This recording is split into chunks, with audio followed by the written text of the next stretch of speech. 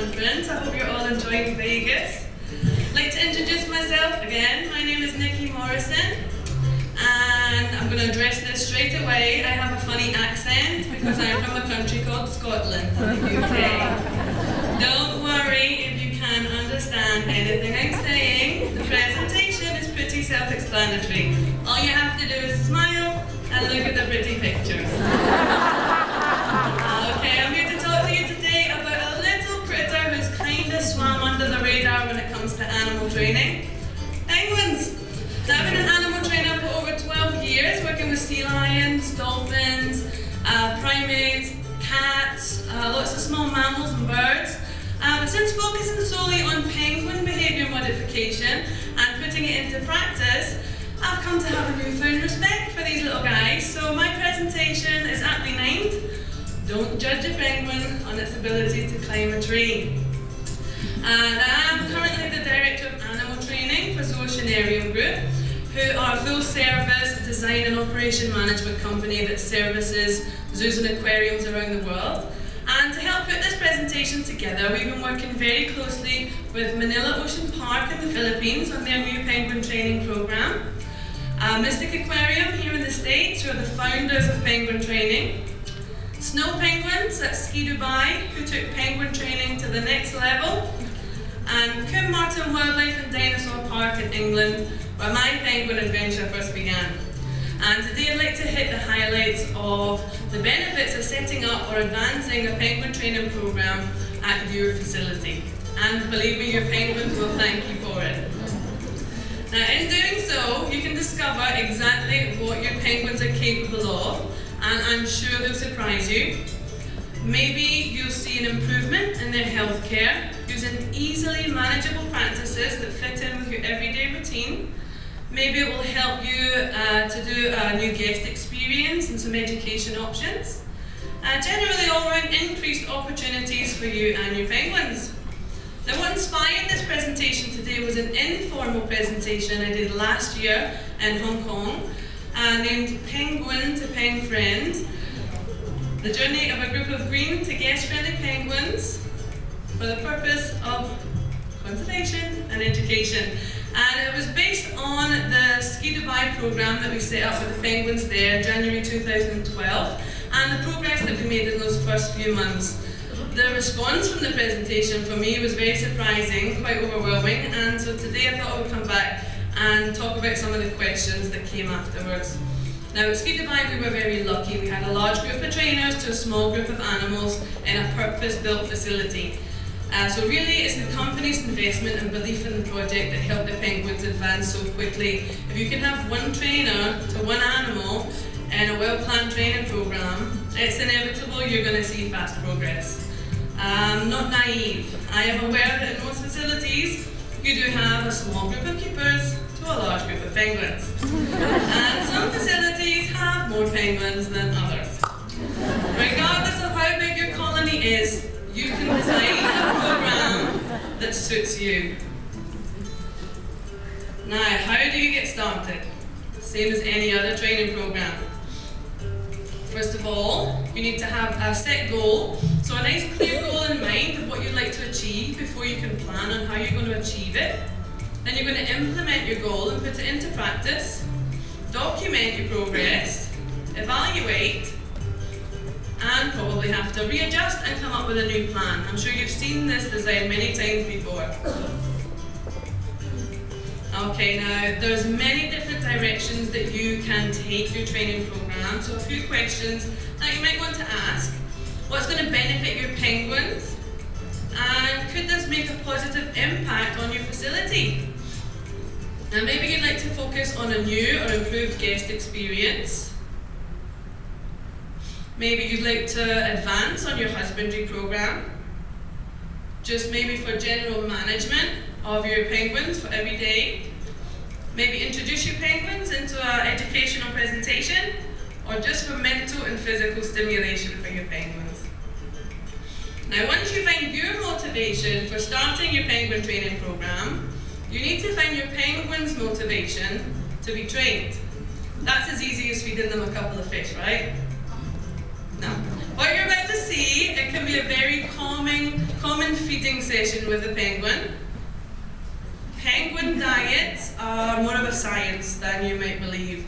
They fluctuate like a roller coaster throughout the year, with molting and breeding seasons. Fish should not be your sole reliance for a penguin training program. We've actually found that the penguin's relationship with a trainer is probably the most fundamental part of a good penguin training program to keep it consistent. Trust is important for any animal training program. Be aware that birds are very susceptible to pair bonding with humans, so it's important that your professional working relationship with your penguin doesn't evolve into an office romance. Also, every animal I've ever worked with, they all have their own individual personalities. Penguins are no exception. They're all their own little characters. It's really important that you know your individual animals. What works for one animal isn't necessarily going to work for all of the animals. So knowing the individual's history is very important. Also, we find a lot of different enrichment items that work very well for reinforcers. Some work directly from introduction. Some obviously need to be conditioned. And something else that you should definitely take into consideration is, although some penguins may seem to really enjoy tactile reinforcement, to others, it can be seen as a very aversive stimuli, so you should judge that accurately in your approach, or it could set your training back. As well as knowing your individual animal, you should also know their natural history, of course. Penguins, they're colony animals. They feel more comfortable when they're in a group. But as we mentioned earlier, you can advance a lot quicker working one-on-one with your penguin. So to begin with, you're going to want to separate them into smaller groups of penguins to work together that get on well with each other, but not too well. Penguins are territorial animals, so if you work a pair-bonded penguin together, the chances are they're going to claim territory, and conspecific aggression with the rest of the group will increase. With a few simple approximations, you can separate them very calmly, avoiding any stress. Another thing you want to avoid is love triangles. These are more common than you might think in the penguin world. Anyone who's a penguin keeper, you know what I'm talking about. You want to avoid anything that's going to cause any drama or any aggression in your colony. Oh, this is funny. I thought you might like that one, it's my favourite. Your animals, they trust you not to put them in a compromising scenario. Don't let them down. One more time. Now, something else that you need to consider is species-specific training. For penguins, again, this is very important. Some species of penguin are on a whole other wavelength to others. This is important in your approach. Okay, so now we've spoke about how to train your penguin. Let's discuss a little bit about what and why you can train your penguin. Now, general behaviour management is a really good place to start. Being able to call your penguins out of the pool by name individually, being able to train them for gating, have them follow the trainer wherever you need them to go, to station and to hold, or even a simple A to B are all really good places to begin. Manila Ocean Park, we've seen very quick progress with some of these behaviours in the first week of launching their training program. And not only did it not take hardly any time out of their daily routine, now it's helping with their daily routine. A simple A to B is not only a good behaviour to manoeuvre animals, but it's a nice little behaviour to also break up a boring feeding routine.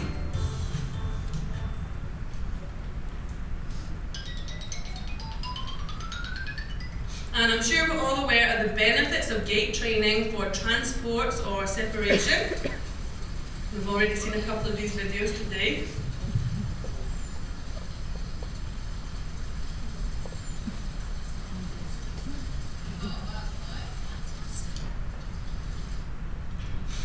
Okay, now some people may be wondering, why should we bother training little penguins for cooperative medical husbandry? I've decided to use a quote from Ken Ramirez for this part because I think it says everything perfectly as to why we should bother training little penguins for cooperative medical husbandry. While it's understandable that the training of large or dangerous animals to assist in husbandry behaviours was a priority for trainers, it was not always as clear for smaller animals like penguins. But just because a small animal is easier to restrain doesn't make the procedure any less stressful for that animal. If we have the knowledge and the skill to teach an animal to cooperate in their own care, don't they all deserve that effort and that level of care, no matter their size? Perfect words, Ken. Thank you so much for letting me use them.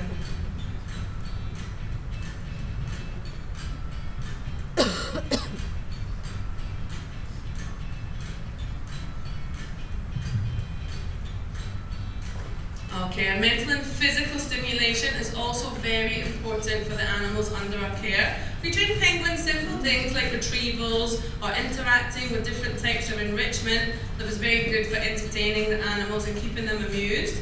Foot care is fundamental for penguins. Encouraging them to maneuver around on different substrate is great for their feet. And there's a few cool little behaviours you can train them that doubles up as exercise too. Maybe you'd like to introduce your penguin to a public presentation. They need a lot of desensitization. You should really consider all the stimulus that you're going to expose your animals to. Perhaps new areas, large crowds, new noises or lights, screaming children, balloons, snowballs, lots of random objects. So you should really consider all the details of anything you're going to expose them to. With a little bit of training, your penguin will be cool with it all.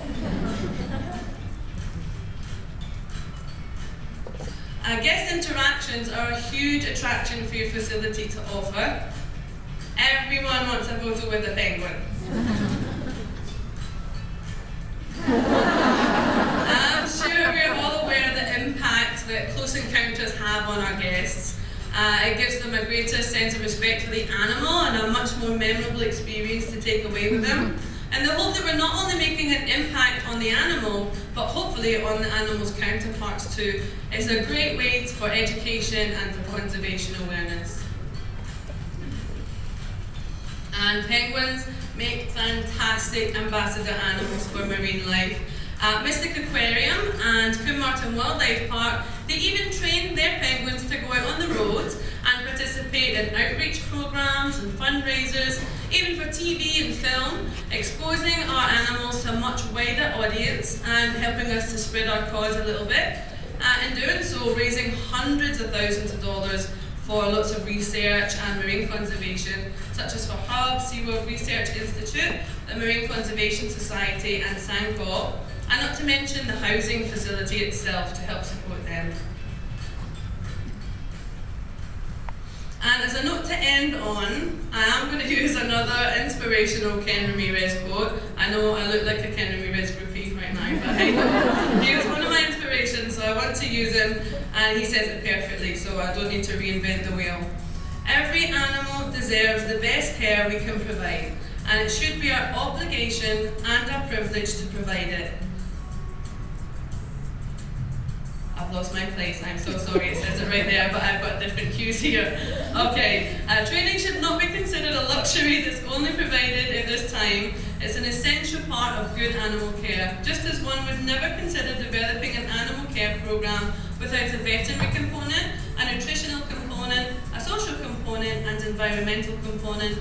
Nobody should consider caring for an animal without a behavioural management component integrated into the program. If I've inspired just one facility to go home and change the lives of their penguins under their care by starting a training program, I've done what I came to do. Thank you to Mystic Aquarium, to Coombe Martin Wildlife and Dinosaur Park, and to Manila Ocean Park, and of course, Ski Goodbye. Thank you for listening. Enjoy Vegas.